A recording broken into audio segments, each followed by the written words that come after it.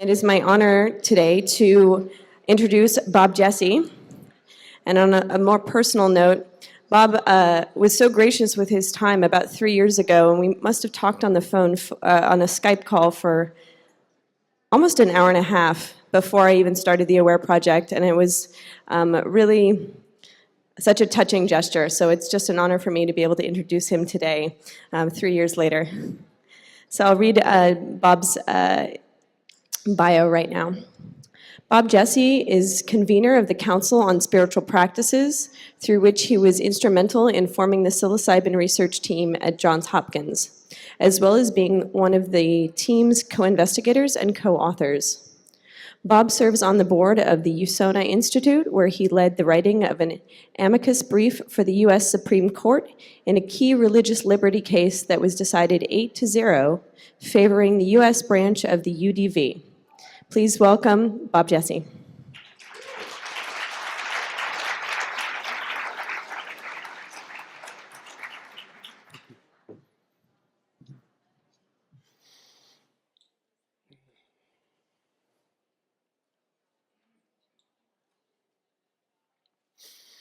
Thank you.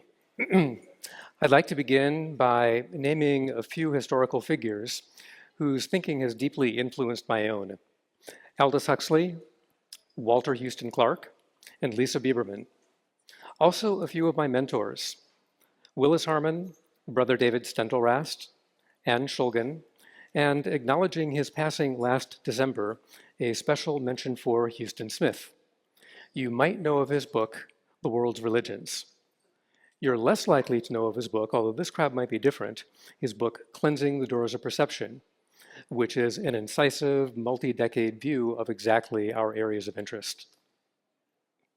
So the progress in our field is truly spectacular, and it's really heartening. Walk through the halls, and I hear the word every so often, Renaissance, and it shows up in print and in the media. And taken literally, it is a renaissance. It's a rebirth. But there's another sense to the word Renaissance that has to do with a full flourishing within a culture and not just within a subculture. So if we use that higher standard of the word Renaissance, I want to say it's not here yet. So the question for today is, what stands in the way between now and a Renaissance? Well, a true psychedelic Renaissance might have some of these properties. When the culture at large more accurately understands the psychedelics. When skilled psychedelic-assisted therapy is widely available, and when it's widely available to people without regard to their ability to pay. And then there's the mystical type experience, non-duality, and many other names. This is the type of experience many people will say long after the fact that it was one of the most important experiences or the most important experience of their entire lives. There are also psychodynamic and archetypal experiences that may come before or after that kind of experience. So for me, one mark of a psychedelic renaissance would be a time when the culture does not regard that type of seeking as odd. And when it's available with suitable containment and widespread social support as a birthright. So our field is nothing if not complex and diverse. So much so that I don't know whether to call it a field or many fields. We talk about a wide variety of substances, and we don't even agree on what is and is not a psychedelic. How about cannabis? How about ketamine? The psychedelics are used in a wide range of doses, from micro to middle to heroic. They're used in a wide variety of contexts, and they're used for a wide variety of purposes. Taken all together, the claims that are made for psychedelics are so sweeping that we shouldn't be surprised if people not in our field say, oh, come on, you're kidding me. Is there a single problem that your substances won't address? So we have a tall task ahead of us, and that's to do a lot of explaining and to convey a lot of nuance until what we understand is more widely understood and accepted within the dominant culture. I think we're not out of the woods yet. Let's look at a few use cases and ask what stands between now and a renaissance. First, laboratory research. We all recognize the promise of recent re-emergence of above-ground clinical research and research with healthy normal volunteers. In that field, something that could go wrong is called a serious adverse event. That's an irrelevant slide. And a serious adverse event could really set the field back, depending on how adverse it is, how the media responds, how the regulators respond. The good news is the researchers are well aware of this and understand that the safeguards that have kept the field safe so far need to be maintained throughout the clinical research. Alongside research bubbling up in various places around the world is religious use. And I mean to include a lot under that broad category of religious use. Some entheogen use, and I'll use that word, entheogen, is easily recognized as religious practice. Why? Because it has an established order of worship, a congregation, a lineage, trained leadership, a calendar of religious observances, and so on. In other words, it looks like what we think religion usually looks like. But there are other uses that still, in my view, deserve the word religion. They ought to be acknowledged as religious, although they follow different models. One is shamanism, and another is spiritual exploration among friend circles, people gathering with serious intention and appropriate safeguards, although not formalized. And then there's the whole area of retreat centers. So what could track in religious use? Well, when there's a lack of skilled, experienced, and networked leadership, people can get hurt. There can be medical emergencies, there can be lasting psychological harms, and there can be more subtle issues that I'll talk about later. So much of what we call immature religion comes from unwholesome or confused motives, and from leaders overestimating their readiness to lead. The problems often emerge around money, sex, holding what you might call the chalice of revelation or other power issues. So this is a web page captured a little over a year ago. It describes the first ever legal ayahuasca retreat center in the United States.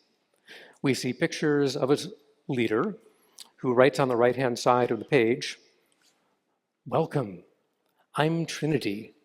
Who I really am is infinite, nameless, and beyond all labels and words." If you scroll down the lengthy web page, you get to more text. "We are here to build 30 Ayahuasca USA retreat centers and churches in the 30 largest cities in America before 2030, our new golden age." If you go further down the web page, you'll discover that participation in these retreats is by donation. However, the text goes on to explain that in essence, if you're not ready to donate a lot, it probably means you're not doing enough spiritual work. And now is your golden opportunity. So the ayahuasca community responded to this informally and effectively. They wrote, "No, actually you're not legal. Furthermore, what's your lineage? Where are your elders?" And it wasn't very long before the website was taken down. But one hears that these people are regrouping, and they may in time approach the DEA asking permission. Why did they say they were legal in the first place? The answer is they had a piece of paper, which they called a charter, from a splinter group of the Native American church called ONAC. Well, guess what? You can effectively become a charter of ONAC yourself. You can become a card-carrying member. Here I blacked out the name and the picture of the person who showed me her card, but if you go on the internet and pay money, you can become a member of this ONAC Native American church. And the back of the card informs you that being a member of ONAC qualifies this cardholder to carry and/or possess Native American church sacraments, including but not limited to peyote, ayahuasca, cannabis, psilocybin mushrooms, and fungi, etc. There's no reason to think that's true. There is one sacrament in the Native American church, it's peyote. One Schedule I substance that's a sacrament, it's peyote. So somebody's making what kind of looks like a business out of selling fake stay out of jail free cards. What happens if substance-based religion becomes too hot for the culture at large to handle? Well, the culture at large has recourse. The DOJ can tighten up and say no. The courts can say no. Furthermore, the protection potentially available federally is not by constitutional law these days, it's by statute. Congress could amend the Religious Freedom Restoration Act to exclude from its purview the Controlled Substances Act, and that would be a real loss. There are some subtle ways that religious use can go off course. Huston Smith addressed this under the heading, the esoteric-exoteric divide.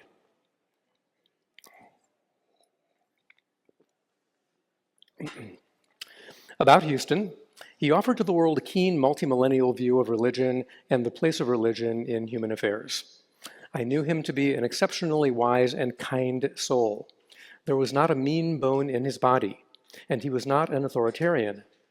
Nonetheless, he wrote, "To argue that there are things in religion that are best kept secret cuts against our democratic grain, yet tested religions do so argue. There are pearls which, cast before swine, will be damaged themselves by trampling, or will damage the swine should the swine eat them." In the Bhagavad Gita, Krishna forbids imparting higher knowledge to those who are not ready for it. Either, as I have said, the subject will be damaged, or the significance of the experience will be missed and the encounter trivialized. Thus, either the subject is damaged or the Dharma is damaged, usually both. The psychedelic movement pays lip service to these dangers by advising screening and preparing subjects. But on the whole, it honors the esoteric-exoteric distinction only perfunctorily. So that was 1967, well after the printing press and before the internet. Things are way different now. This warrants more conversation than we'll have time for this afternoon. So moving on. In psychology, there is a model of personality called the Big Five. The Big Five factors are traits thought to be relatively stable throughout a life, shifting just a little bit year over year.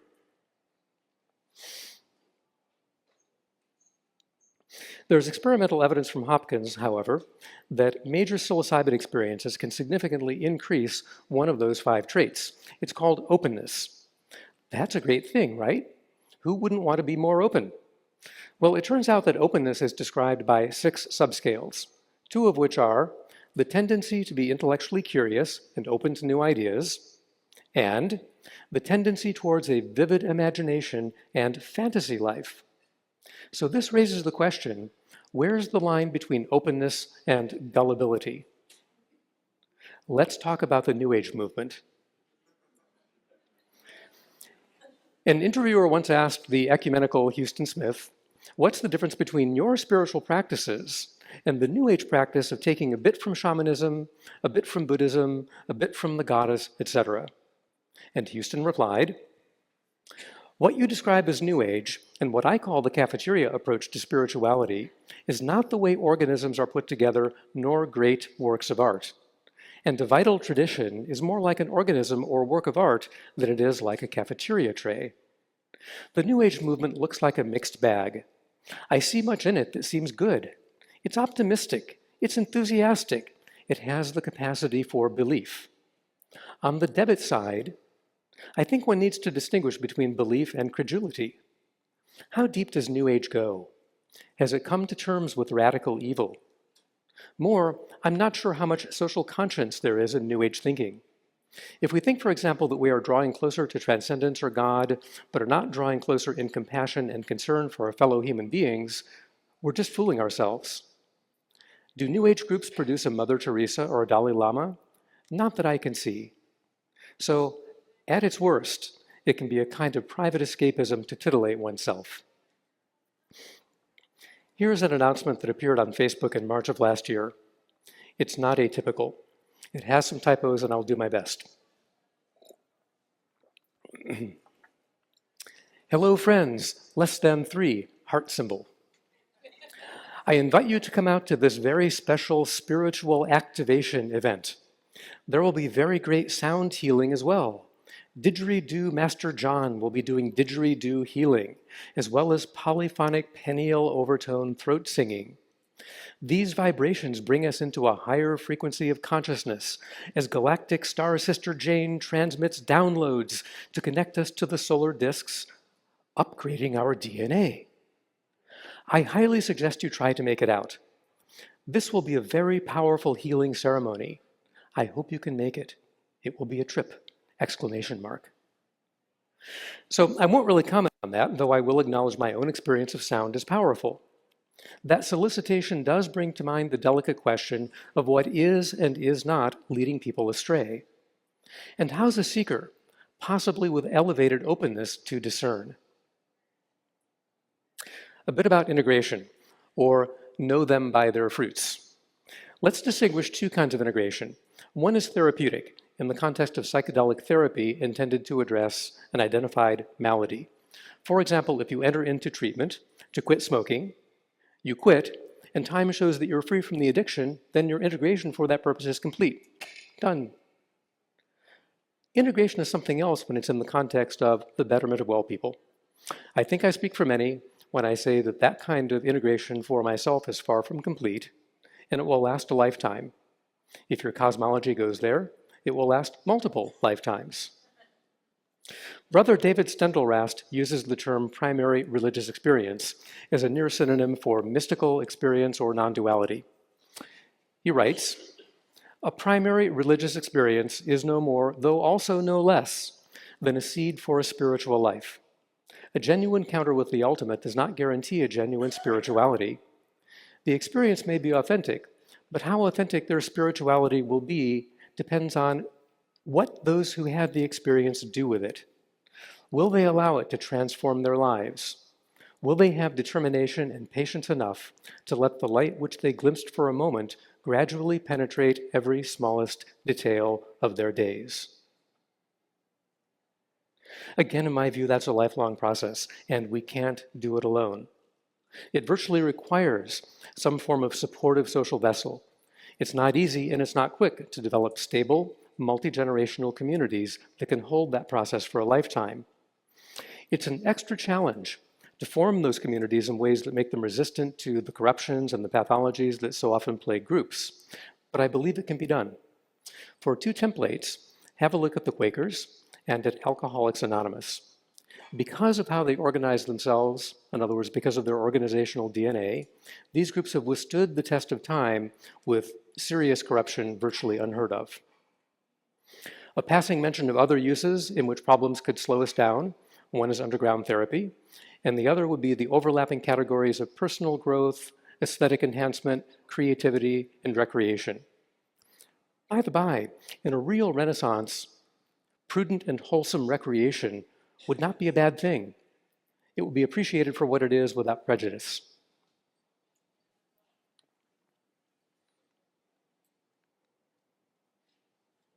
Is this emotionally evocative for you? It is for me. Is the phone tapped? Will tonight bring a no-knock search? Then bankruptcy due to lawyers' bills? Loss of liberty? That's a house of horrors. It illustrates the marginalization and actually the trauma that I think many of us feel due to the drug laws and to drug law enforcement. Most of us share the view that the current drug laws, at least those towards the hallucinogens, must change. In time, they will change, opening various doors. There's something that our culture is really, really good at, and that is commercialization.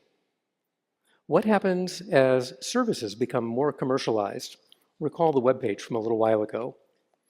Here's a picture of a bazaar, and we have at the bottom a curious, elevated openness seeker who wanders through the bazaar with all manner of people saying, "Come take this retreat, sign up for this course, I offer coaching, try this sacrament, try that sacrament." What's a seeker to do? And the motives of these people staffing the bazaar are going to vary. Some will be very noble, and some will be less noble. How about the commercialization of products? What I wanted to do was go into a store where cannabis can be sold legally and take pictures of the various ways it's being marketed, but that didn't seem like a cool thing to do. So instead, I found some images from yesteryear of what were called patent medicines or nostrums. Here we have Pinkham's herb medicine, or effervescent brain salt. Who wouldn't want oil of gladness? Or Indian root pills, or nerve and brain tablets, or some great stuff described in a language I can't read, or Peruvian syrup, or my favorite, circumstances alter cases, so do Beecham's pills.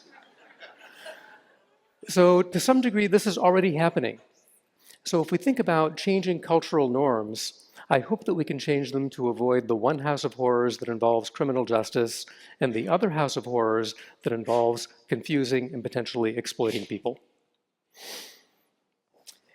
In a true Renaissance, what would availability look like? We have a model from some decades ago. This is indocybin, which is Sandoz's trademark for psilocybin. They made it in 2 milligram pills, and this is what it looks like before the marketing department gets to it. You can tell what it is, how strong it is, what's in it, and there's nothing to attempt to woo you. It's exactly what it looks like.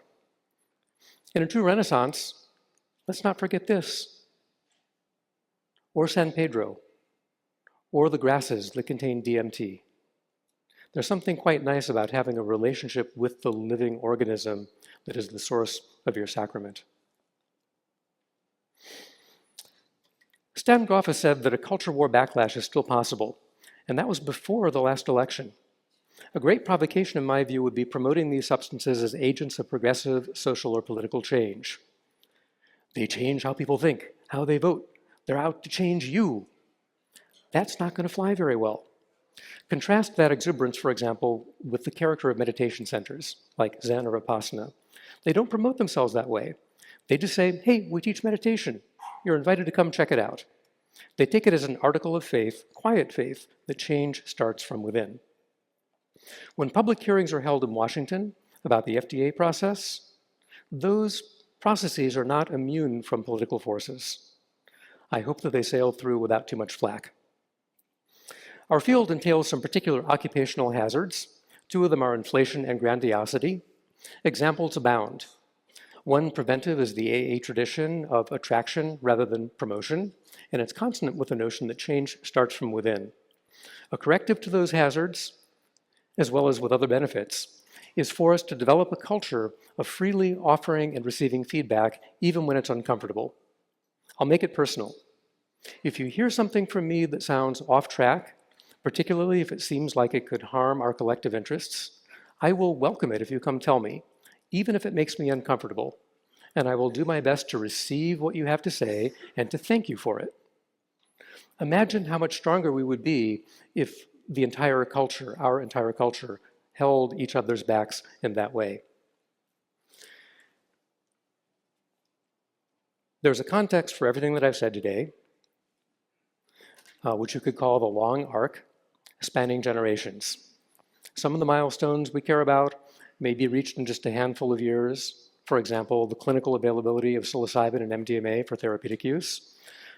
But this larger task of developing stable, multi-generational communities to play out lifelong integration, in which we come to let the light penetrate even the smallest details of our lives, that's the work of lifetimes.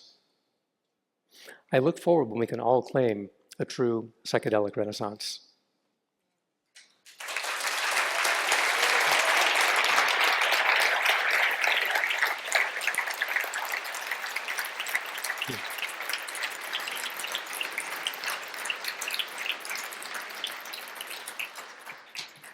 We have time for 1 or 2 questions. If anyone would like to come up, you can speak into this microphone.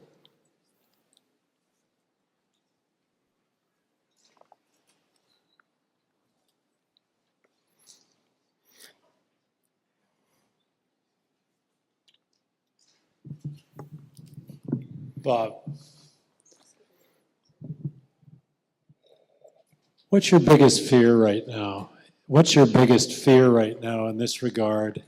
And what's your considered response? Because you and I have talked before about the potentiality of this going off the rails.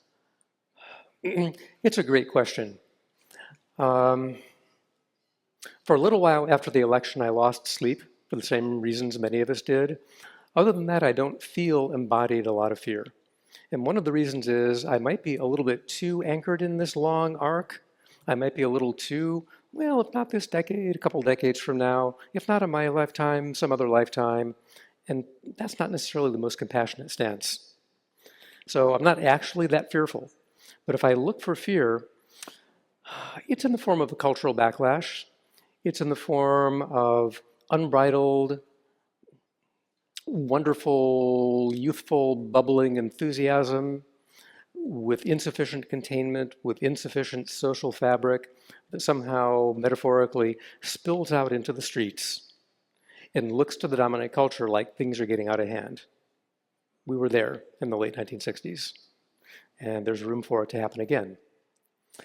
What is the corrective to that? I've offered two, and I'll say that meetings like this are tremendously helpful for weaving together community fabric. The internet has completely changed almost all of our lives. So there's reason to believe that being in more dialogue, having each other's backs more, pulling aside people that are going astray in ways that might hurt them or all of us, we have a real opportunity to do it much more smoothly this time.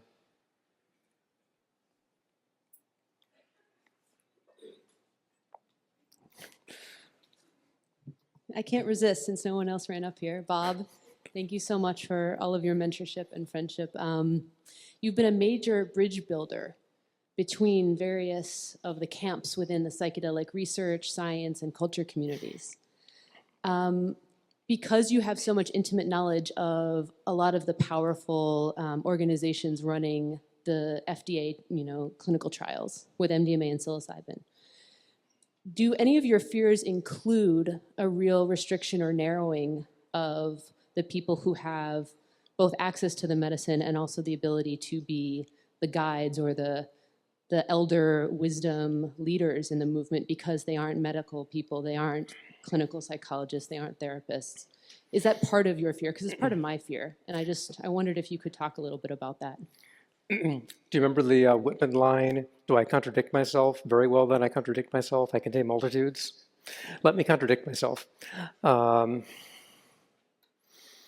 would feel sad if the above ground emergence of these therapies is restricted to a very small group of people with particular licensures and board credentials and special training, when so many people in various places in the world have been doing it for a long time, lacking those pieces of paper.